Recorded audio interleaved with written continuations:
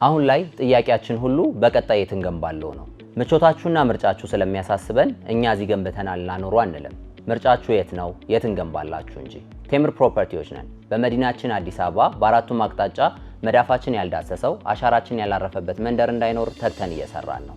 በቡልጋሪያ፣ በፒያሳ፣ በአያት 49፣ በጋርመንት፣ በሳር ቤትና በአቧሬ የመኖሪያ ቤቶችን በባለ 1 መኝታ፣ በባለ 2 መኝታ፣ በባለ 3 መኝታ ቤት አማራጮች እስከ 35% ከሚደርስ ታላቅ ቅናሽ ጋር እየሸጥን ነው።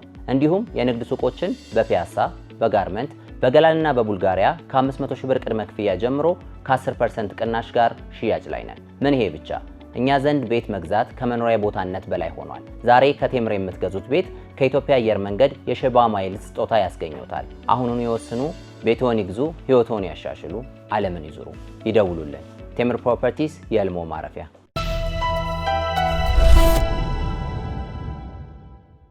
ተማምነው በህጋዊ መንገድ በነፃ ካሉበት ሆነው ወደ ሀገር ቤት ገንዘብ መላክ ተችሏል። ላኪ ሬሚት አለሎት። እንኳን ለብርሃነ ትንሣኤው በሰላም አደረሶ። ገንዘብ ወደ ሀገር ቤት ከማንኛውም ስፍራ ከአሜሪካ፣ ካናዳ፣ አውሮፓና ከመካከለኛው ምስራቅ ለሚልኩ ዲያስፖራዎች በሙሉ ላኪ ሬሚት ትልልቅ ምንዛሬዎችንና ዳጎስ ያሉ ጉርሻዎችን ያለምንም ክፍያ በነፃ በህጋዊ መንገድ መላክ ያስችላል። ላኪ ሬሚት በተጨማሪም ከማስተር ወይም ቪዛ ካርዳችሁ ላይ ወደ ፈለጋችሁት የኢትዮጵያ ባንክ ስትልኩ ገንዘቡ በ2 ሴኮንድ ውስጥ ይደርሳችኋል። 2 ሴኮንድ ብቻ። መተግበሪያው አፕሊኬሽን ከብሔራዊ ባንክ ሙሉ ፍቃድ ያለው በመሆኑ ምንም ሐሳብ ሊገባችሁ አይገባም። ስለዚህ የላኪ ሬሚትን መተግበሪያ ከፕሌይ ስቶር እና አፕ ስቶር ላይ በማውረድ አሁኑኑ በነፃ ላክ። ለአስተማማኝና ፍጥነት ማን እንደ ላኪ ሬሚት። ላኪ ሬሚት አለሎት።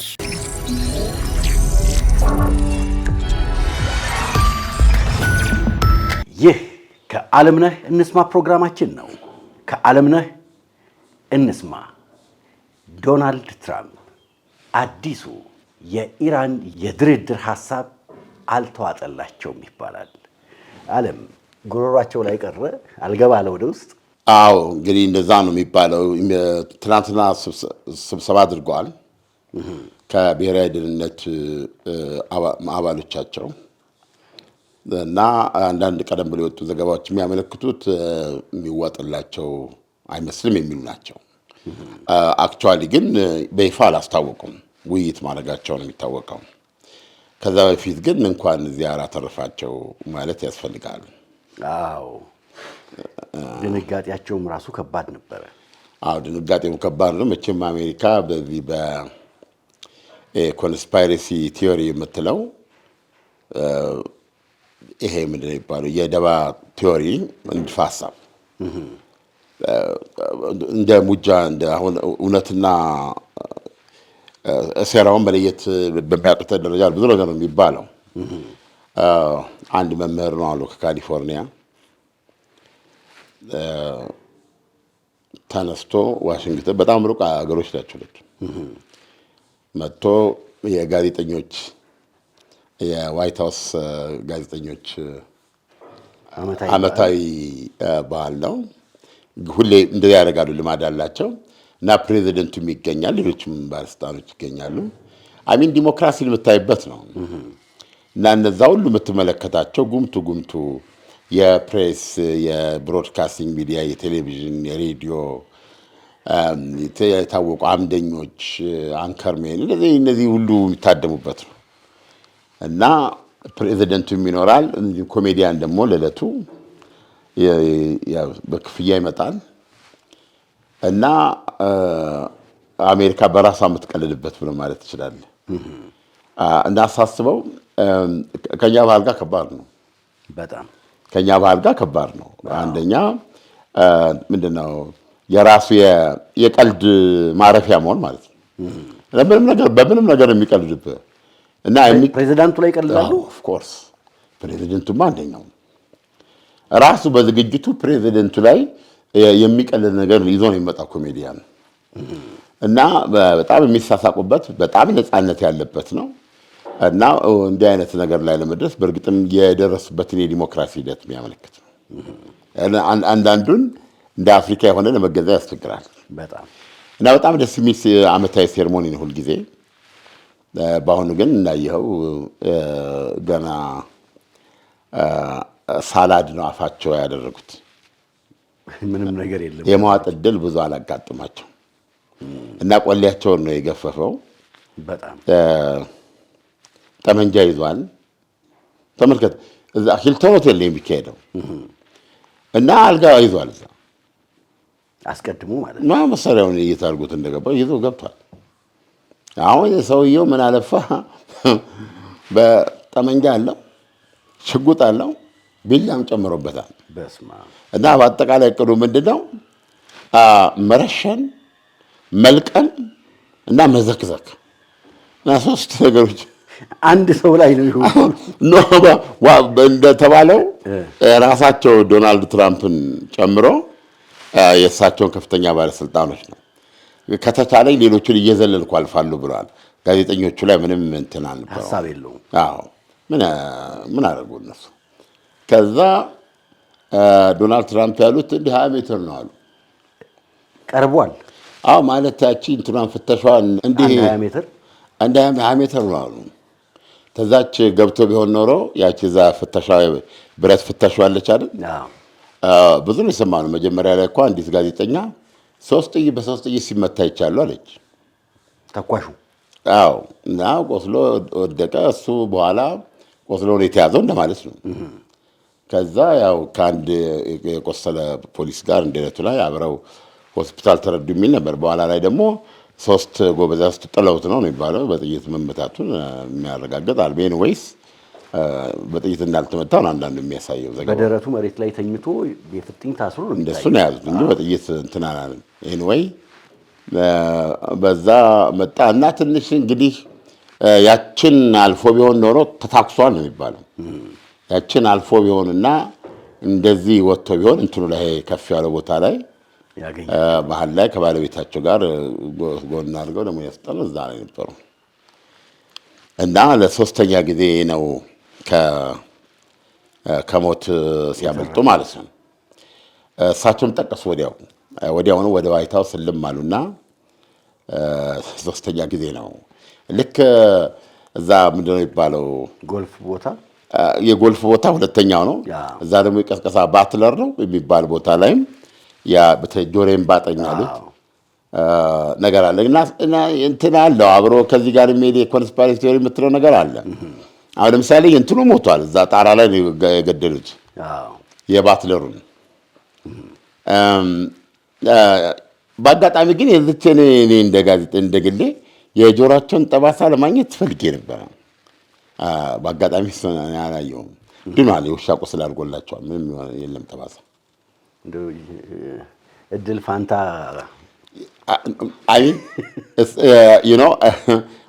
ጋዜጠኞችም አላሳዩትም። ያው ተሸፍኖ ነው አልታየምና ከሆስፒታሉም ጋር እንደ ስምምነት አለ እንደዚህ እንዳይታይ ተብሎ ነው የሚለው። እንግዲህ የገበናቸውን ከመጠበቅ አኳያ አይኖ ይሄ አደጋ ነውና መታየት ነው። ግን ጆሮአቸው አሁን ስናያለ ምንም ችግር የለውም።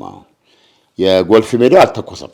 እሱ አልተኮሰም። እሱ ደግሞ በልቡ ተኝቶ ይሄ ምንድን ነው እሳቸው ይሄ የሚወረውሩት ጎልፉን ጎልፍ ሜዳቸው ላይ ቁጥቋጦ ስር ተኝቶ ምሳውን እዛው ነው የበላው። ምሳውን በልቶ ኮካውን ጠጥቶ አፉን ጠራርጎ እንትን አለ። እሳቸው ከዛ ያው እንዲህ ሲሉ እሱ ቅንጣቸውን ለማለት ነበር ሀሳቡ። እሱም ተይዞ እስር ቤት ገብቷል። ይሄኛው ደግሞ የ31 ዓመት አፍላ ተመራቂ ጎበዝ አስተማሪ ነው። ብዙ እንትኖች አሉት፣ ዲፕሎማዎች፣ ዲግሪዎች፣ ማስተርስ። ለምን ፈለገ አልገለጸም። ዓላማውማ እንግዲህ እሱ የጻፋቸው መልእክቶች አሉ። ያው የእሳቸውን ማለት አስተዳደር መቃወም ነው፣ ደፋሪዎች ምናምን የሚል ብዙ ነገር አለው። ለማንኛውም የሆነው እንኳን አተረፋቸው። ዋናው እሱ ነው። ግን ጋርዶቹ የተከላከሉበትን መንገድ እንዴት አየው? አሁን በተለይ በፊት ለፊት የሚታየው የጄዲ ቫን ነው እና እዚህ ጋር እንደው ማጅራቱን እኮ አንቅ ይዞ ሳብ አድርጎ ነው የወሰደው። ከዛም በላይ ሁኔታው እንትኑ ተኳሹ እኮ አልገባም አዳራሽ ውስጥ። ተኳሹ አዳራሹ ገብቶ ቢሆን ኖሮ ደግሞ ከዚያ በልጥ ይደርስባቸዋል። ተወርውሮ ሴኩሪቲው ጥሏቸው ላያቸው ላይ የሚተኛው ገብተዋል። ቢቆስሉ ይሻላል በዚህ ምክንያት የኢላማ ከሚሆኑ ማለት ነው። ከባድ ስራ ነው የእንትኖች ነው። ግን ስቲል ምንድነው የተባለው ራሱ የተናገረው ምንም ሴኩሪቲ ጥበቃ የለም እንዴ! እንዴት ነው አንተ ጠመንጃ፣ ሽጉጥ፣ ካራ እንዴት ነው ይችላልና እንዴት ይዞ ገብቶ አልጋ ተከራየ? አዎ እሱ ከዛ አልፎ ደግሞ መጥቶ እንትን እኮ ደርሷል። ምንድነው ይባለው ፍተሻው ጋር እኮ ነው እንጂ አሁን እሱ ማለፍ ነው። አየህ ከባድ እሱን አልፎ ቢሆን ኖሮ ግን ይዟል። እዛ አዳራሽ ሙሉ ሰው ነው ያለው። አንድ ጊዜ አይሰጡትም፣ ቅንጡን ነው የሚሉት፣ ምክንያቱም ብዙ ናቸው። ግን በመካከል ብዙ ሰው ሊፈጅ ይችል ነበር። እና ሌሎች ግን ምንድነው አሁን ኮንስፓይረሲ ቲዮሪው ዶናልድ ትራምፕ ያው በየጊዜው ያላቸው በህዝብ ያላቸው ተቀባይነት እየቀነሰ ነው። አደሞች ጦርነት ተጨምራ በእሷ ምክንያት የመጣ የኑሮ ውድነት አለ። አሁን 4 ከ11 ገባ የሚሉት በጋሎን 4 ከ11 ማለት ነው። ያው ኢራን እግራቸውን ዘይት ውስጥ ቁጭ አድርጓል፣ ፈላ ዘይት ውስጥ ማለት ነው። ይሄ ይሄ ምንድን ነው የዚህ ሆርሙዝ ነገር ምንም ፋታ የሚሰጥ አይደለም። ስለዚህ ኢራን ብቻ አይደለችም ፔኑን እየተሸከመች ያለችው፣ ዶናልድ ትራምፕን በሌላ መንገድ እየተንገበገቡ ነው። አሜሪካን ከ2 ነጥብ ምናምን ሳንቲም ወደ 4.11 ነው የመጣው አሁን ባለው። አሁን የነዳጅ ዋጋ ደግሞ ጨምሯል። የሁለተኛ ዙር ድርድር አስቸጋሪ ሁኔታ ውስጥ መግባቱን ደግሞ ምክንያት አድርገው $111 ደረሰ ነው የሚሉት በድፍድፍ በርሜል የድፍድፍ በርሜል። ስለዚህ በጣም ፈተና ውስጥ ነው። ሁሉም ሰው መስዋዕትነት እየከፈለ ነው። የዚህ ጦርነት መጥፎ ባህሪ ሁላችንም የዚህ ጦርነት አካል ነን። ሰው ወደ ዋና ጉዳይ ስንመለስ በኢራኖች በኩል ያለው ምን ብነግርህ ብዙ ነው። እዛ የስራ አጡ ቁጥር ከአቅም በላይ ሆኗል። በተለያየ በዚህ ሪፋይነሪ የነዳጅ ማጣሪያ ላይ እንግዲህ ነዳጅ ማጣሪያ ትልቅ ቀጣሪ ስራ ነው የሚሆነው። ነዳጅ አምራች ሀገር ነች። ፋክተሪዎች ለምሳሌ አንዳንድ ዘገባዎች 23,000 ፋብሪካዎች ናቸው የተደበደቡት ይላል። ግን አለም ለኢራን ከጦርነቱ በላይ ይሄ አይከብዳትም ወይ? ማህበረሰቡን ማገልገል ውሎ ሰርቶ እንዲገባ ማድረጉ በራሱ ትልቅ ቻሌንጅ አይሆንም ወይ? የኢራን ትልቁ ትኩሳት ሆርሙዝን መቆጣጠር ሳይሆን ኢራን ውስጥ ያለውን ህዝብ በስራ ላይ ማዋል እና መመለስ መመገብ ትልቅ ቻሌንጅ አይደለም እኮ። አሁን ኢራኖች ትልቁ እንትናቸው እችን ማለፍ ለመቻል ነው። እና ይሄ ደግሞ መከራን መቋቋም ይጠይቃል። እና አሁን ይህን ስናወራ መከራው በኢራን ላይ ይበልጣል፣ ምንም ጥያቄ የለውም። እንደነገርኩ ብዙ ህዝባውን ስራ ያጦሏል። ኢኮኖሚው በፊት እንደነበረው ነው። መጀመሪያ ከነበራቸው የኢኮኖሚ ለምሳሌ የነፍስ ወከፍ $8,000 ይላል። ነፍስ ወከፍ ገቢያቸው በፊት ከስንት ዓመት በፊት እንደዛ ነው ይላል። በ2004 5,000 ነው ይላል። ወደዚያ ከኛ ጋር ማለት እነዚህ ነዳጅ ያላቸው ሀገሮች እኮ ናቸው። ነዳጅ ያላቸው ሀገሮች ናቸው። ስለዚህ ሀብታሞች ናቸው። እና ከዛ ኑሯቸው አንጻር ሲታይ ነው የምታየው፣ በራሳቸው ኮንቴክስት ውስጥ ማለት ነው። አሁን ኢራኖች የፈለጉት ነገር ያቀረቡት ምንድን ነው? የሆርሙዝ ሰርጥን እንክፈት፣ እሱ እንድንከፍት ጦርነቱን ያቆሙ ነው። በምን መንገድ ነው የሚከፍት? በምን መንገድ እንክፈት? ይሄ ነው አሁን አወዛጋቢው። የሆርሙዝ ሰርጥን እንክፈት ሲባል ሩቢዮ መግለጫ ሰጥተዋል ፎክስ ኒውስ ትናንትና። ኢራኖች እኮ ሆርሙዝ ሰርጥን እንክፈት ሲሉ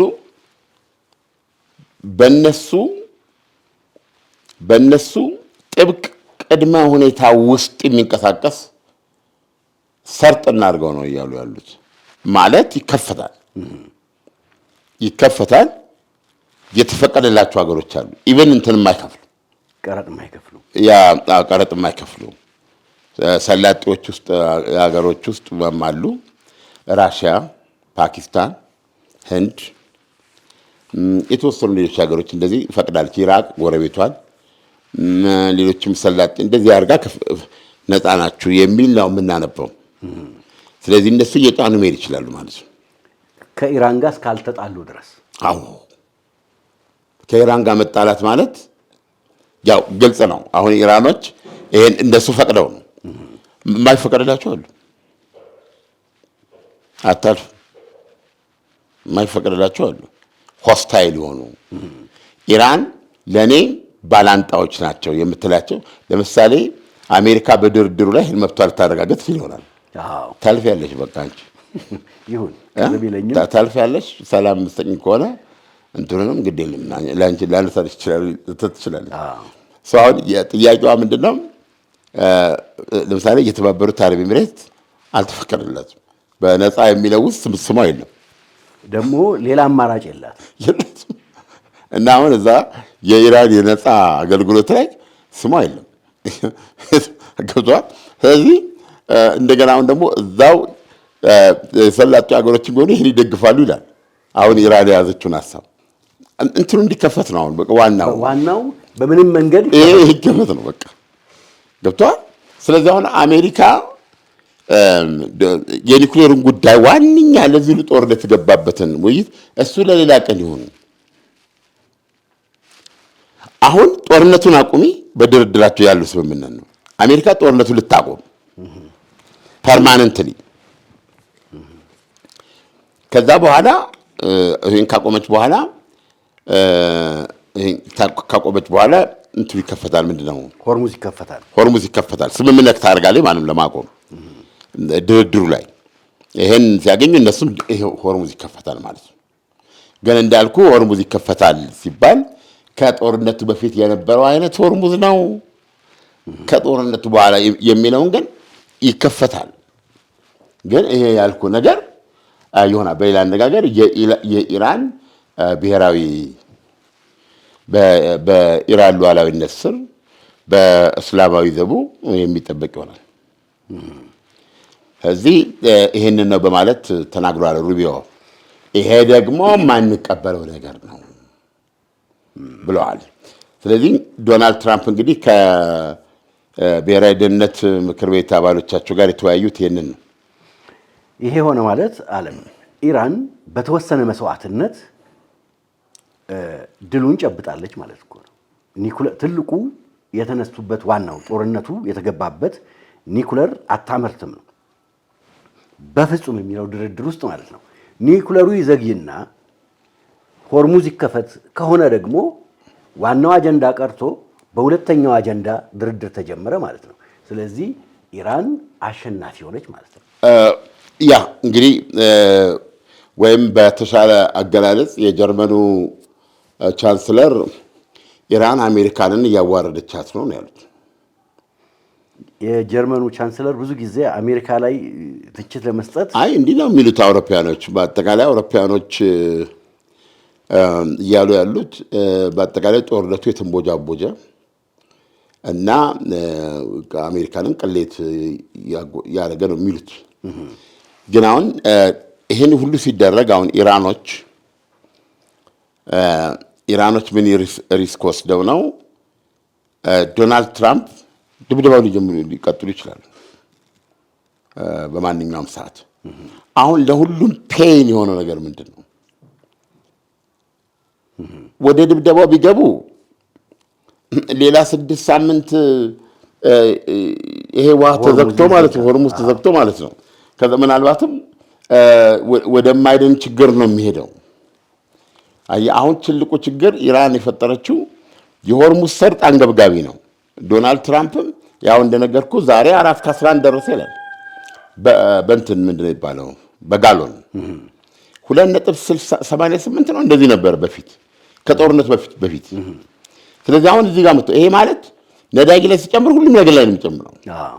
እና ደግሞ እሳቸው ወደዚህ የመጡበት ምክንያት ኑሮ ለማቅለል ነው የህዝቡን አይደለም እንዴ እስከ ገቢ ግብር ድረስ ላስቀር እችላለሁ ብለው ነው የመጡት እና እንዲህ ሲባል ጽድቁ ቀርቶ በወጉ በኮንነኝ ይባላል የሚያቀሉትና የሚያረክሱት ነገር ጠፍቶ አረንዴ በነበረበት በቀጠለ የሚል ነገር ነው የሚያመጣባቸው ስለዚህ ለእሳቸው አንገብጋቢ ነው የዚህ ሰርጥ መከፈት ለዓለምም በጣም አንገብጋቢ ነው እና አሁን ደግሞ ኢራን በውስጠ ታዋቂነት ብዙ ዜናዎች ነው የምናነበው ለምሳሌ አንድም የኢራን መርከብ አልሄደም ነው የሚሉት ዶናልድ ትራምፕ በየቀኑ $500 ሚሊዮን እያከሰርናት ነው የሚሉት የዚህ ደግሞ ትራፊኩን የሚቆጣጠሩ ሰዎች ደግሞ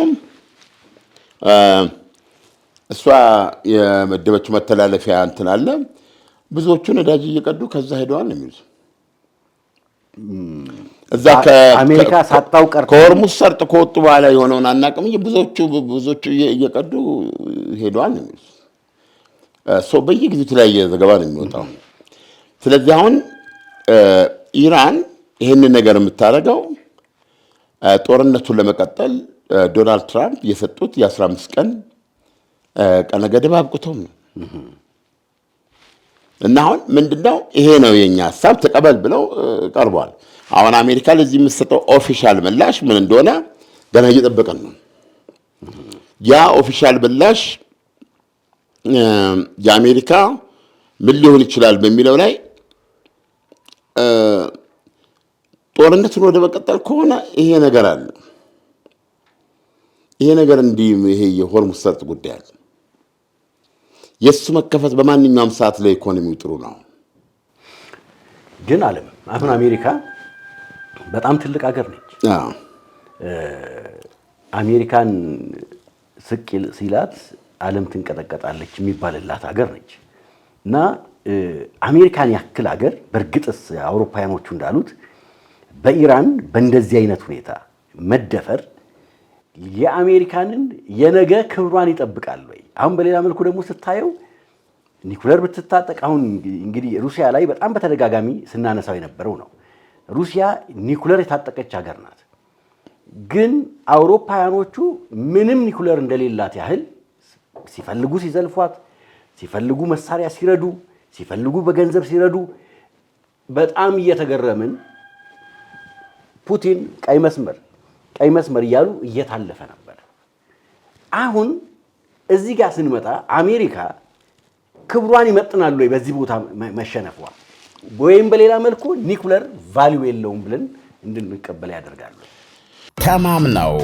በህጋዊ መንገድ በነፃ ካሉበት ሆነው ወደ ሀገር ቤት ገንዘብ መላክ ተችሏል ላኪ ሬሚት አለሎት እንኳን ለብርሃነ ትንሣኤው በሰላም አደረሶ ገንዘብ ወደ ሀገር ቤት ከማንኛውም ስፍራ ከአሜሪካ ካናዳ አውሮፓና ከመካከለኛው ምስራቅ ለሚልኩ ዲያስፖራዎች በሙሉ ላኪ ሬሚት ትልልቅ ምንዛሬዎችንና ዳጎስ ያሉ ጉርሻዎችን ያለምንም ክፍያ በነፃ በህጋዊ መንገድ መላክ ያስችላል ላኪ ሬሚት በተጨማሪም ከማስተር ወይም ቪዛ ካርዳችሁ ላይ ወደ ፈለጋችሁት የኢትዮጵያ ባንክ ስትልኩ ገንዘቡ በ2 ሴኮንድ ውስጥ ይደርሳችኋል 2 ሴኮንድ ብቻ መተግበሪያው አፕሊኬሽን ከብሔራዊ ባንክ ሙሉ ፍቃድ ያለው በመሆኑ ምንም ሐሳብ ሊገባችሁ አይገባም ስለዚህ የላኪ ሬሚትን መተግበሪያ ከፕሌይ ስቶር እና አፕ ስቶር ላይ በማውረድ አሁኑኑ በነፃ ላክ ለአስተማማኝና ፍጥነት ማን እንደ ላኪ ሬሚት አለሎት ኖ ለምሳሌ ኒኩሌር መተኮስ ቀላሉ ነገር ነው ምክንያቱም ኒኩሌር የተተኮሰበትም ታሪክ ይህንን ነው የሚያሳየን አሜሪካ ኒኩሌርን ሂሮሺማና ናጋሳኪ ላይ የተጠቀመችው ቀላል ስለሆነ ነው ዋናውን ጃፓን ሜንላንድ የምንለውን በቁጥጥር ስር ለማድረግ እና ያለውን መንግስት ወቅቶ መደምሰስ ወይም እጅ እንዲሰጥ ለማድረግ ውጊያ ያስፈልግ ነበር ስለዚህ ከጃፓንን በደሴቶቿ ዙሪያ ተዋግታ ብዙ ሰው ሞቷል ጃፓን በጣም ተዋጊ ናቸው ምንም እንኳ አሜሪካ በነበራት የበላይነት ብትፈጃቸውም የነሱም ውጊያ በጣም ከባድ ነው በጣም መስዋዕትነት ያስከፍለዋል እና አሜሪካኖች ካልኩሌት ሲያደርጉ አሜሪካ ራሷ ጃፓን መቆጣጠር ይቻላል፣ ግን በመቶ ሺዎች የሚቆጠር ሬሳ ለመቀበል ዝግጁ መሆን አለባቸው። በሚሊዮኖች ሊሞቱ ይችላሉ ጃፓናውያን፣ ግን በመቶ ሺዎች ይገላሉ እነዛ። ስለዚህ አንደኛ የተራዘመ ውጊያ ይጠይቃል፣ እንደገና ደም መፋሰሱ አለ። አሁን ኒውክሌሩ ባይኖር ኖሮ ሌላ ኦፕሽን ወደዚህ ነበር የሚሄዱት። ግን አሁን ሲያስቡት ኒውክሌሩ ደረሰ። ለትሩማን የማንሃተን ፕሮጀክት የተባለው ከቅረምትና ደርሷል። ተሞከረና ፓሌርሞ ነው ምናምን የሚባለው ቦታ ተሞክሮ ውጤት ታሳይቷል ማለት ነው። እና ጄኔራሎች መጥተው ጌታዬ ደርሷል አሉ። ደርሷል ሲሉ እስቲ ያስረዱ ምንድን ነው እንትኑ ሲሉ፣ አይ በቃ ሙከራው ላይ ያለውን ነው። አካባቢው እንትን አለ፣ እዛ ሙከራ የተደረገበት ቦታ ላይ እና ይሄን ጉዳይ ያልክ ምትል የለው እንደዚህ የሰዓት እንትን ገዋ አያድርስ ነው በዛ የሚታየው። እና የተፈጠረው ሙቀት ከፀሐይ ገጽ ይበልጣል። እና ጌታዬ እዛ ላይ የነበሩት አሸዋዎች ሁሉ ወደ ጠርሙስ ተለወጡ፣ ቀልጠው አሸዋና ድንጋዮች በሙሉ ጠርሙስ። እና ጌታዬ እንደው ፈቃዶት ሆነ በጣም ጥሩ መሳሪያ ነው፣ ጥሩ ነገር ነው ሲሉ ታጠሳሳቸው ሬዲዮ ላይ ነው የሄዱት። ተው ብለናል፣ እጃችሁን ስጡ፣ ከዚህ ዓለም አይቶ የማያውቀው እንትን እዛ ነው እንጨርስህ ብለው ተናገሩ ማለት ነው። በሬዲዮ ነው። ከዛ ጃፓኖች ሰሙ ማለት ነው። እና ጃፓኖች ኮንሰፕቹዋላይዝ ለማድረግ ያኔ አይችሉም። ይሄንን ገብቷል። አንድ ቦምብ አንድ ከተማ የለም ገብቷል። ስለዚህ እነሱ መለኞች ነበሩ፣ ዝም አሉ። እቺን ንግግር ባደረጉ በሶስተኛው ቀን በምናምን ወስደው ያንን ነገር ጣሉት። አየር ላይ ነው ተፈነዳው፣ መሬት ሳይደርስ ማለት ነው የሚፈነዳው። አዎ። እና ምንም ነገር የለም፣ የቆመ ነገር በቃ መትነን ነው። ብረት የለ እንጂ ይሄ የቆመ ነገር የለም። እና በእንትኑ ሬዲየስ ውስጥ በዚህ በሚሰራው ድንኳን በዛ ውስጥ ያሉ እንዴት ነው ተነጠቁ ቢባል እኮ አለ በእምነት ውስጥ አሁን ምንድን ነው በመጨረሻው ሰዓት ንጹሐን ነው የሚባለው፣ ጻድቃን ይነጠቃሉ ይባላል። እንደመነጠቁ ጣረው። ምክንያቱም ድካ የለውም የሚሞተው ሰው ተኗል፣ መኖሩም አይታወቅ፣ ቬፐራይዝ ይናጥ የለም። ስለዚህ እንዲያነ ነገር ነው የመጣው እና ጦርነቱን ሁለተኛው ቦምብ አስቆመው ማለት ነው። ስለዚህ አሁን ጥያቄው የኒውክሌር ከሆነ ለዶናልድ ትራምፕ እንደውም እኮ አንዳንድ ዘገባዎች አሉ እምቢ ተብለው ነው ይላሉ እንጂ አዎ ጄኔራሎች ኮዱን አልሰጠው ብቻ ብዙ የሚወሩ ወሬዎች አሉ። አሁን ምክንያቱም ምን አይነት ነገር ነው አሁን ኢራን እየሰጠችው ያለ፣ ለምሳሌ እዚህ ጋር ጭቃ አለ እንበል። በቃ ኢራንን ለመምታት በዚህ ጭቃ ውስጥ መሄድ አለበት። ኢራን ድረስ ለመሄድ ግጥም አድርገህ ሱፍን አድርገህ ተቀብተህ ወጥተሃል። ገብቶሃል እንትን ነው እና ቶሎ ጠቅጠቅ አድርገህ ወደ ግብዣ መሄድ። የውጊያው ኮንሰፕት ይሄ ነው። አሁን ችግሩ ዶናልድ ትራምፕ ታጣጣ አድርገው ወደ ማርላጎ ነው መሄድ የሚፈልጉት። ገብቶሃል። ለኢራኖች ደግሞ መሞት ወይም መዳን። አየህ የጦርነቱ ባህሪ ነው። ስለዚህ አሁን ኢራኖች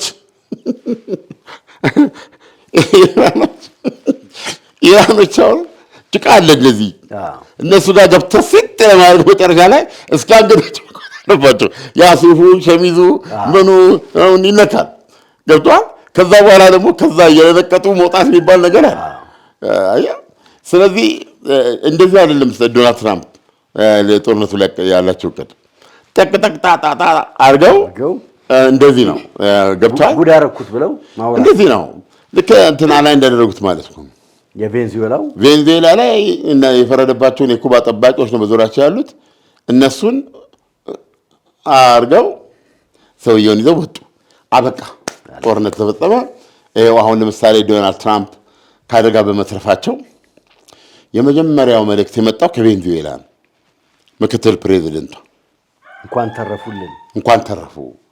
የትኛውን ቦታ ሽብር ተቀባይነት የለውም እና መንግስቶና በአጠቃላይ የመንግስት ሹማምንት ከዚህ በመትረፋችሁ ቬንዙዌላ ስማትን ትገልጻለች የሚል ነው። ማናቸው ዶልሴ ነው የሚባሉት የእንትና ምክትል ነበሩ። የማዱሮ ቅኝታቸውም ሶሻሊስታዊ ነው። ገብተዋል። አሁን ግን ሴትዮዋ ቦታው ላይ ሆነው መንበሩ እንዳለ ነው። ፕሮባብሊ ነው ቤተ መንግስት ውስጥ የካስትሮ ፎቶ ካለ ተነስቷል። ገብተዋል። ዶናልድ ትራምፕ በስምትክ የዶናልድ ትራምፕ ሊኖር ይችላል። እንግዲህ ጋዜጠኞች አላዩትም። እሱን ተደርጎ ነው ይችላል። እንዲህ አይነት ለውጦች ናቸው እና ለውጫው ዓለም የሚሉት እኮ በዚህ ነው። እሳቸው ልክ አምፖል እንደምትቀይረው ማለት ነው። ይሄ ነቀላና ተከላ አካሄዱ። ነቀላ ብቻ ነው ያካሄዱት። ገብተዋል። አምፖላ ተቃጥላ አረገዋል። አሁን እሳቸውን ትልለዋል አበሩ። ይሄ ነው የተደረገው። ቬንዙዌላ በራች። ያው አሁን ነዳጁ እንደፈለጉ አሜሪካኖች ይሄ ለቬንዙዌላ ይሄኛው ለአሜሪካ የምትለው አሜሪካ ነው። ሶ ዘ ሴም ፊክስ ነው ታስቦ የነበረው። ኢራን ላይም እንደዚሁ ይሄን አንስተው ይጥላሉ ማለት ነው። ከላይ ያለውን ከላ ከስር የሚወጣውን ማብራት ነው። ይሄ ነበር እቅዳቸው እንጂ እዚህ ጭቃ ውስጥ ገብተው ማነቃ ኦልሬዲ መምጣ እንዲህ አይነት ሁኔታ ነው ያለው። ስለዚህ ዶናልድ ትራምፕ ኒውክሌር ስላነሳብኝ ነው እና ኒውክሌር ይቀላቸው ነበረ። ነገር ግን ምንድን ነው አድርገው አንደኛ ከውስጥ ነው ያሉት። ግን ቢስማሙስ ኒውክሌር መጣል ይቻላል ወይ ብትለኝ አይቻልም ነው የምልህ።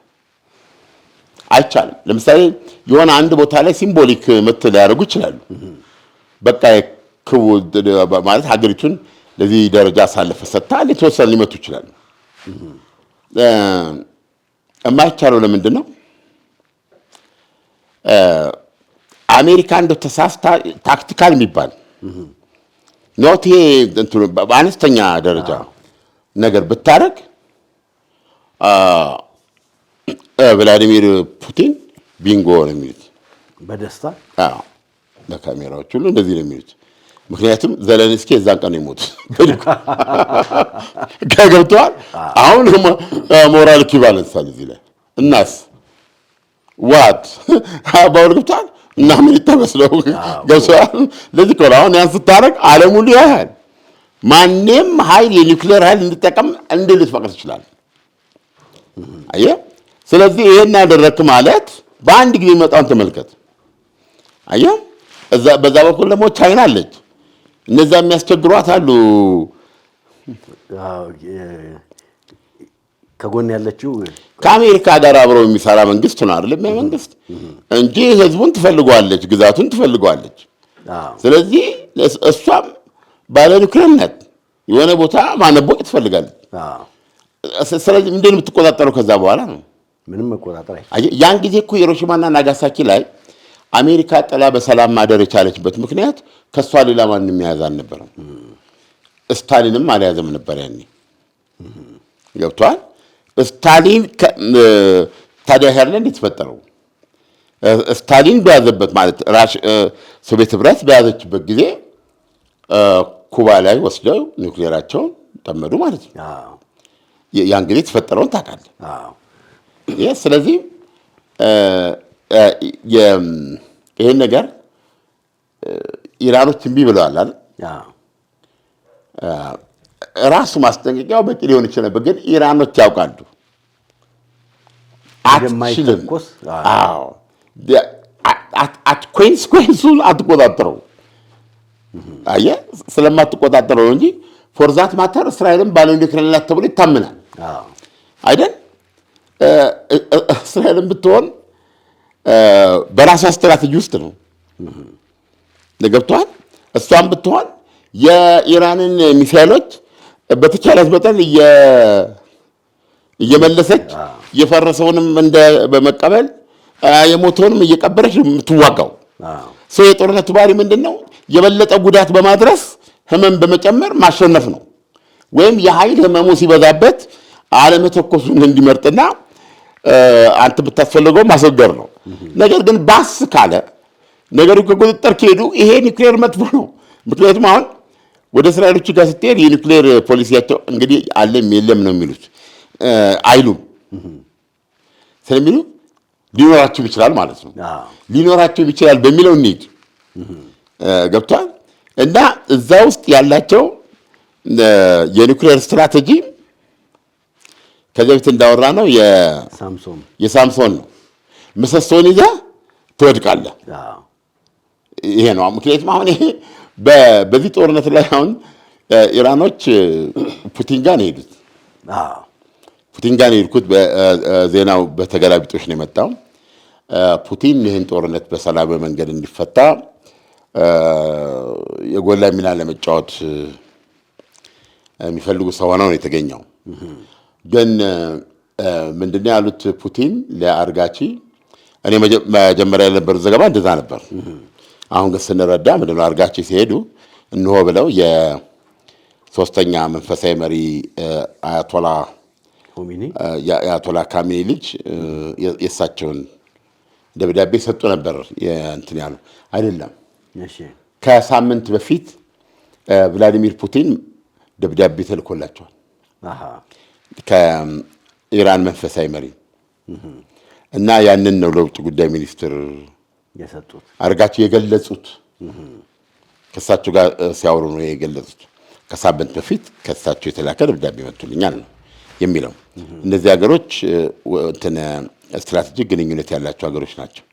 አጠቃላይ በዛች ስትራቴጂክ ግንኙነት ላይ ሚሊተሪ ፓክት መተል ብቻ የለችም። ሚሊተሪ ፓክት ቢኖራቸው ኖሮ አሁን ኢራንን ስትወጋ ራሽያ ከኢራን ጎን ትሰልፋለች ማለት ይሆን ነበር።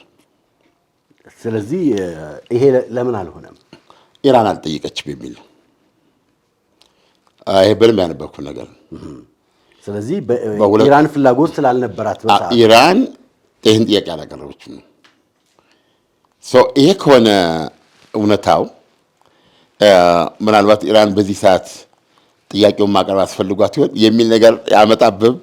ውጭ ጉዳይ ሚኒስትሩ በዚህ ቋፍ ሰዓት ሲሄዱና እንደገና ደግሞ ከሳምንት በፊት ደርሶኛል ሲሉ ማለት ነው። ሁለተኛ ምን አይነት ነገር አለ መሰለም፣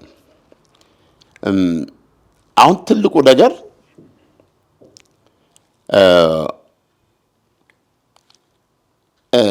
ይሄ ጦርነት እየተራዘመ ሲሄድ ብዙዎች ወደ ፈሩት ዓለም አቀፋዊ ጦርነት የመፈንዳት እድል አለው የሚባለው አሁን ራሽያን ሆነ አስብ።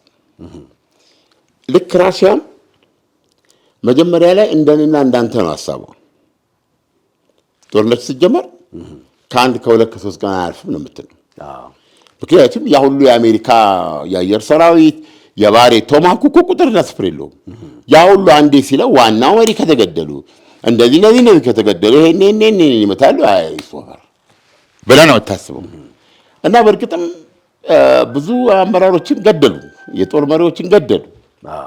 ያ ብሊትስክሪግ ተደረገ አይደለም። ቢሉት እንዳለ ውድመቱን ነገር ኢራኖች 270 ነው እያስቀመጡት ያሉት ቢሊዮን ዶላር። ያው ነዳጅ ያላቸው ሀገሮች ስለሆኑ ነው እንጂ ብሩ ለማስላት የሚያስቸግረው 270 ቢሊዮን ዶላር። ይሄ ሁሉ ተደርጎ ቀጥ አድርገው አሁንም የድርድሩን እኛንን የምናስጀምረው በማለት ያላ እንዳለ አመራሩ አለ ማለት ነው። የጀርመኑ ፕሬዚደንት ምን አሉ? ማና ቻንስለር እንዴ እነዚህ ሰዎች እንዴት ጠንካራ ናቸው እናንተ ነው ያሉት። በጣም አላሰብንም አሉ። ስለዚህ አሁን የማን ነው የኢራን አሜሪካ እስራኤል ኢራን ጦርነትን ማየት ያለብን ከዚህ ነው።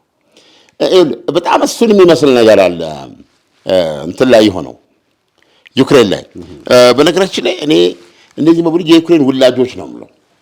የኢራን ጦርነት ከዛ በፊት የነበረው የሐማስ ጥቃት እነዚህ በሙሉ የዩክሬን ጦርነት ውላጆች ናቸው። ምንም አትጠራጠር።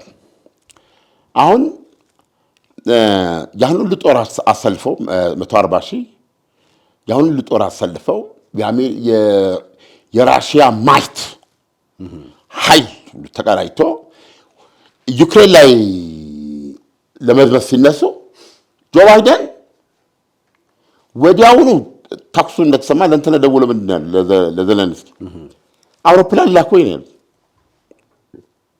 ለምን በ3 ቀን ሁሉ ነገር ያበቃል። እና በ3 ቀን ጊዜ ውስጥ ያልወጣ መሪ ወይ በራሽያ ተይዟል ወይ አንገቱ ተቀልቷል። ስለዚህ አውሮፕላን ነው ልካሉ ያሉት።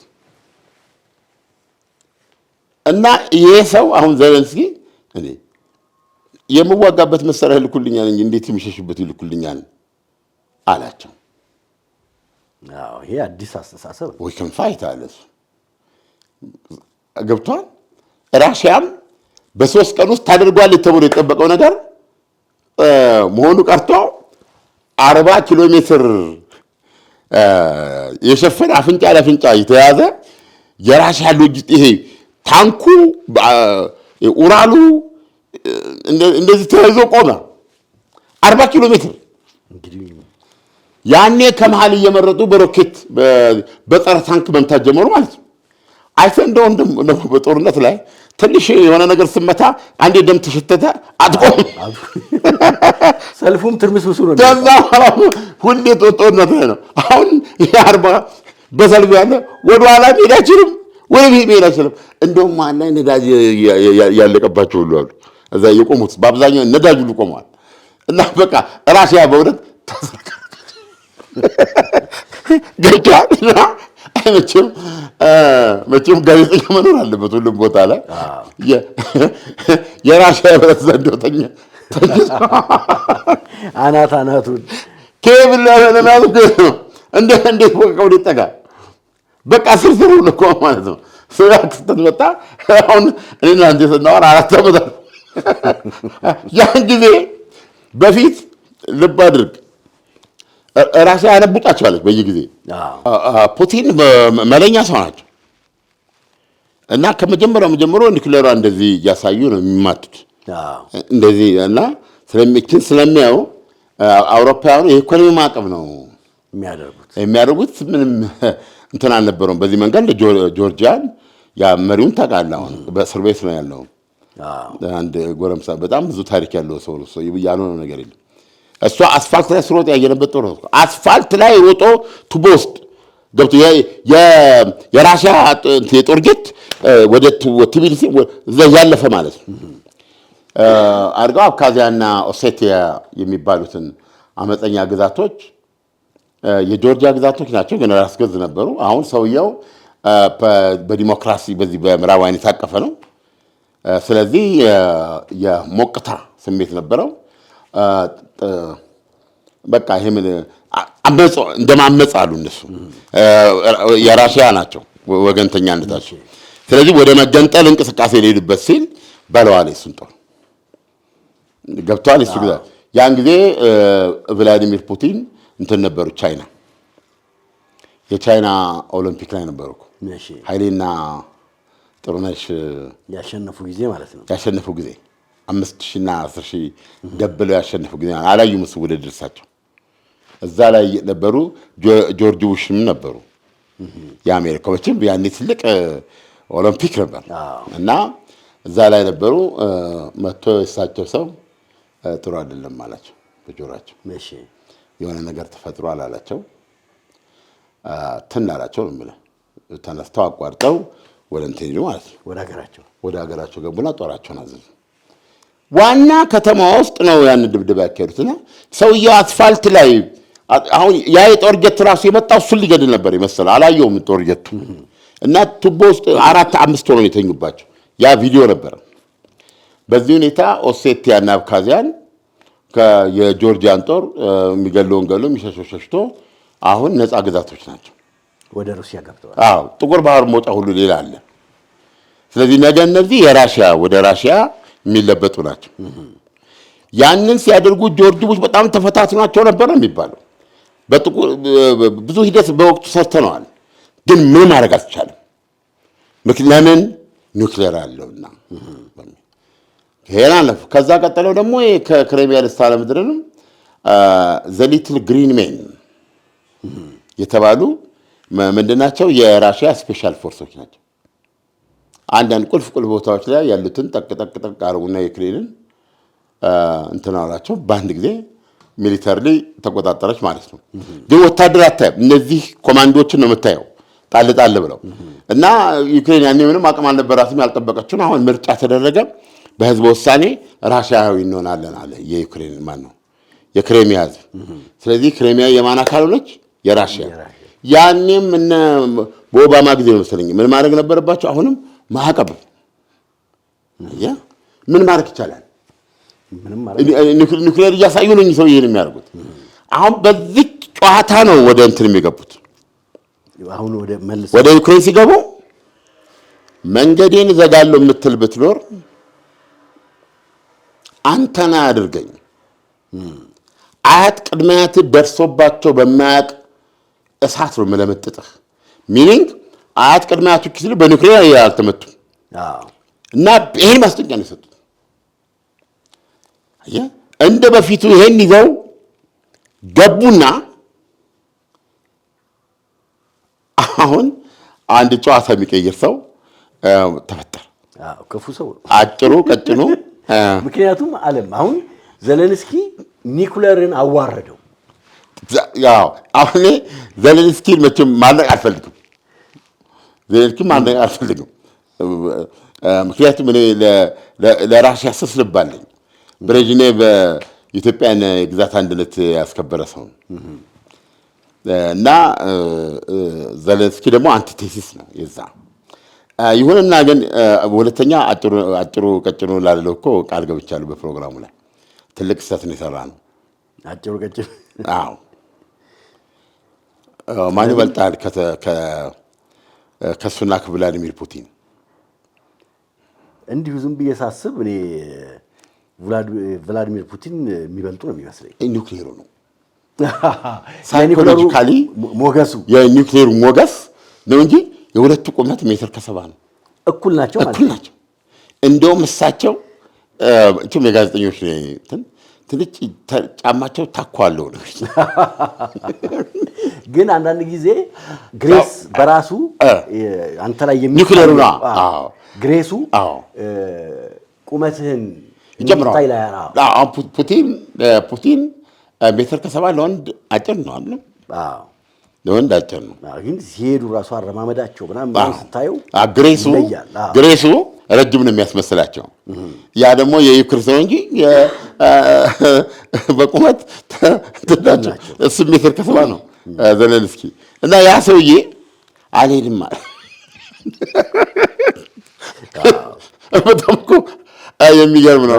አድማጮቻችን ዘና ማለት አለባቸው። እና አንድ ጨዋታ ላንሳ። ዘለንስኪና ማነው በፑቲን እና በዘለንስኪ መካከል እንግዲህ ፑቲንም ያውቃሉ። ፑቲን ስማርት ናቸው። እችን ወጥና ምንድን ነው ወጥና መሳሪያ ነው ብቻ ወጥና ማስፈራሪያ ነው ይላል። ወጥና ወንድም ማስፈራሪያ ነው እንደዚህ ይባላል ነው አይባላል። ኒውክሌር ቤዚካሊ ማስፈራሪያ ነው። ገብቶሃል? እንጂ ኮሽ ባለ ቁጥር ራፍ ብለህ ይዘህ የምትወጣው አይደለም። እሱ ማስፈራሪያ ነው እንዳትደፈር ነው እንጂ ጥቅም ላይ ለማዋል ብዙ ኮምፕሌክስ ነው። እሳቸውም እችን ነገር አድርገው ሁለት ይጠቅመዋል። አሁን ሶስተኛው እሷን እያሳዩ እንትን ሲሉ ዘለንስኪ ተኩሰው ያዙት ገባ አይተኩስም ብለው ማለት ነው። ቤዚካሊ ሆነ እኮ ነው። አይኖ ፑቲን አለው ዘለንስኪ በጣም ነው የማውቀው። ፑቲን በጣም ራሳቸውን የሚወዱ ሰው ናቸው እና ፈሪ ናቸው። ስለዚህ አይተኩሱም። ቴክት ፍሮም ሚ እኮ ቢሎ ዘለንስኪ ለባይደን እኮ ነው ቴክት ፍሮም ሚ አይተኩሱም። ምን አድርግም ግቡና ቦርቴሌ ጫማችሁን አድርጋችሁ ግቡ፣ ውጊያ ላይ ኑጋው ያነቡ ጫናል በኒውክሌሩ እና ነው በጭራሽ አያደርግም። ይሄ የዘለንስኪ ነው። ሰው እንዲያንን ልቦና ስለነበረውና አልሽሽም ብሎ ያንን ስለመለሰ ፑቲንም መከራ ውስጥ ገቡ ማለት ነው። እየተዋጉ ከመውጣት በስተቀር ምንም ሊያደርጉ አልቻሉም። ኒውክሌር እንዴት ይጠቀሙ? ኒውክሌሩ አላቸው። አዎ፣ ግን እንዴት ይጠቀሙ? በምን አግባብ? በምን ፕሬሲደንስ? ከዛስ በኋላ ገብተዋል። ይህንን ነው የሆነውና ይህን ምሳሌ ለማሳየት ነው። ሜክሲኮ ላይ ነው አሉ የንግድ የንግድ የሂሳብ ምንድነው ኮሌጅ አለ አይደል? እዛ ጋር የንግድ ስራ ትምህርት ኮሌጅ እሺ እንትን ኮሜርስ እዛ አካባቢ የሆነ ነው። እሺ እና ሁለት መኪናዎች እየተባረሩ ይመጣል። አንደኛው አባራሪ ነው። ተመልከት እንግዲህ እሺ ፒፕ እያደረገ ልክ እንደ ከተማ እየበጠበጠ ያልፍላል። ያኛው ደግሞ ይሸሻል። እና አንዱ ያባራል፣ አንዱ ይሸሻል። ከዛ ልክ እዛ ቦታ ላይ ታውቃለህ፣ ያኔ የንግድ ስራ ኮሌጅ መለሎ የሆኑ ወጣቶችም አሉ፣ ቆነጃጅ ሴቶችም ያሉበት ነው። ደግሞ እዚህ ዋቢ ሸበሌም አለ። ብቻ ሚክሱ እንትን ነበር ያን። ከዛ ቆመ። ተባራሪ ወደ ዳር ወጣና መኪናውን ቆመና መኪናውን አቁሞ ወጥቶ በሩን ተደግፎ እንደዚህ ቆመ ሲል ያኛው ፍሬኑን በጣም አድርጎ አቆመና ወጣ። ከዛ ወጥቶ ቀጥታ መጣ ማለት ነው። እና ሁሉም ሸሸት ገለል ማለት ጀመረ። ተወርቁታል። ወይ ሁለቱም ወይ አንዳቸው ህይወት ይወድቃል የሚል ነው። ደግ የሚያስቡ ሰዎች ኧረ እንደው አካባቢ ፖሊስ ጥሩ ምናምን፣ ሌሎች ደግሞ ትዕይንቱን ለማየት የፈለጉ ያኔ ሞባይል አልነበረም ለመቅረጽ አችንትናት እና ቦታ ይዘው ሲጠብቁ ቀጥ ብሎ መጣና ዳዝም ብሎ እንደዚህ ብሎ ያኛው ብሏል። እና አፍንጫው ስር ሄዶ ቅድም ያልካትን ድገማት አለው ማለት ነው። እሺ ይሄ የወጣው አይ ቅድም ያልኩት ጥሩ አይደል፣ ስድብ ነው እና አልደግምም። ድገማት፣ ቅድም ያልካትን ድገማት። ኦልሞስት አሁን ግንባራቸው እየተነካካ ነው። እሺ እና አንዱ በሌላው ትንፋሽ የሚኖር ነው የሚመስለው። አይ አልኩ እኮ ምን ያደርግልሃል አንደግም ሲለው ቅድም ያልከውን ድገም ብሎ አካባቢው ነው የተረበሸው አለና ግንባር ለግንባር እንዲህ ተገናኙ። እሺ በዚህን ጊዜ ያኛው ገፋ አድርገውና ቅድም ያልኩማ እናትህ እንድትሆን ነው ያልኩህ አይደል? እናትህ እንድትሆን እያለ ሲጠጋው ያኛው ምን ቢያደርግ ይመስላል ብሎ ቀጥታ ወደ መኪናው ድረስ እስኪገባ ይሄ እየተከተለ እናትህ እንድትሆን መኪናው ገብታ አሁን ይሄ ምንድን ነው? እንዴት ነው የሚገመገመው? ይሄ ክስተት አባራሪና ተባራሪ ሆኖ ነው የመጡት።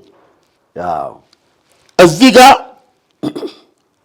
በቆሙበት ሰዓት ከዛ ሴንቲሜትር ድረስ የመጣበት አካሄድ፣ የእግሩ አሰነዛዘሩ፣ ጀግንነቱ ልነግርህ አልችልም። እዚህ ጋር ደርሶ ይሄን ያህል ብሎት ያኛው ገፋ አድርጎት እናትህ እንትን ትበል ና ሲከተለው ያ ሰው ነው የምነግርህ። እስካሁን የሚገርመው ይሄኛው ስቲል ታጋሽ ነው። ምክንያቱም አንዴ ፊቱን ካዞረ አንተ ደግሞ እርምጃ መውሰድ ስለዚህ አሁን ምንም ጥርጥር በሌለ ሁኔታ ያኛው የሄደው እችን ቀን ካሳለፍከኝ እንዲያው ገለታ አስገባለሁ እያለ ነው ገባ። ስለዚህ ምንድን ነው የፈጠረው ስትል ይሄኛው ሰውዬ ከጠቡ መሸሹ ለዛኛው እንትን አንዳንድ ጊዜ በሰዎች እንትን ውስጥ ካልኩሌት አድርገህ ትሄድና የማትጠብቀው ነገር ነው። አንዳንዶቹ የአካባቢውን ያለ የተፈጠረውን እንትን ባህላችን እኮ ያ ሙቀት ከግንብ ጋር ሰላትም እንደዚህ አይነት ምንም ተፍረት የሌለው እና ማለት ንቃተ ህሊናው ዝቅ ምንም አፍረት የለበትም። ገብቷል። ስድቡን እየጠጣ ሄደና ራሱን አዳነ። ገብቷል። ግን ይሻላል። እኔም እንደዛ ነው የምደግፈው እና ምንድን ነው አንዳንድ ጊዜ ኃይል በጣም አስቸጋሪ ነው እና አንዳንድ ይህንን ኃይል የሆነ ቦታ ላይ አረጋለሁ ብለህ ስትሄድ አሁን አሜሪካ እና ብለውታል እና ሲጨርሱ አሉ አሁን እንደገና ልትሄድ የሚደክም ነገር ገዛ። ስለዚህ አሁን ጦርነቱን ወደ ጦርነቱ መመለሱ እንትን ይላል። ምንድን ነው የሚባለው? አታካች ነው የሚሆነው። በጣም አታካች ነው እና ምንም እንኳ ዶናልድ ትራምፕ ኢራን ያቀረበችው ሀሳብ ያልተዋጣላቸው ቢሆንም ይላሉ አንዳንድ ተንታኞች እሱ ነው የሚሻለው ነው የሚሉት። ክብርስ አለም አሁን አሜሪካ በጣም የተከበረች ሀገር ናት።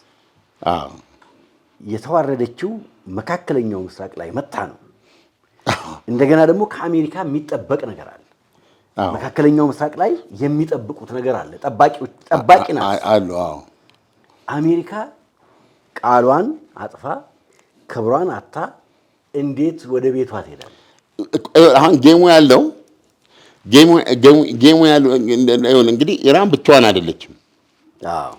ምንም ውሳኔ ከመወሰኗ በፊት ከፑቲን ጋር ተነጋገራችሁ ብዬ ነው የማስበው። እና ፑቲን ደግሞ የተወሰነ መረዳት ይኖራቸዋል ስለ ዶናልድ ትራምፕ። ጭቃ ውስጥ መግባት አይወዱም። ስለዚህ ኢራን እኮ መጀመሪያ ላይ ገልጻለች። በደንብ ታስታውስ እንደሆነ ያኔ ስንሰራ ይህን ጦርነት እንዳይጀመር፣ ጦርነቱ ከተጀመረ ግን ይሄ ምንድን ነው ሊሚትድ አክሽን ስም አለው። ሊሚትድ አክሽን እንደዚህ የምትሉት የአጫጭር ነው። እንደሱ አይደለም የሚሆነው። ማራቶን የምናስሮጠው ትብላለች። ማራቶን ጦርነት ነው የምንሰጠው። ይሄን ስትል ኢራን ምንም ዋስትና ያላትም ለመሞት ያላት ዝግጁነት ገብቷል። ስለዚህ አሁን ጦርነቱ ማራቶን ሆኗል። አየህ ዶናልድ ትራምፕ አይተን እንደሆነ በነገራችን ላይ እኛ ጨዋታም ነው የምናወራው። ዶናልድ ትራምፕ ሰጡ በነበሩት መግለጫ እኮ ማንም አድማጮቻችን ሰምተዋል ነው አልቋል። አሁን ጦርነት የሚቀጥሉት ቀናት እንትን ብለዋል። እኔ የማቆመው ጦርነቱን ይላሉ ሲሉ እና ኢራኖች አንተ አይደለም የምታቆመው እኛ ነን ይሏቸው። አሁን ደግሞ እንደገና ይሄ እንግዲህ ቀጥታ ኢምፓክት አለው እና መጨረሻ ላይ ምን ተገደዱና ምን አሉ? በሳምንት ጊዜ ይቆማል አሉ። ሳምንት ብለው ጠሩ። አሁን ሳምንታቶች ሆኗል። ገብቶሃል? እስካሁን ጦርነት አልቆመም።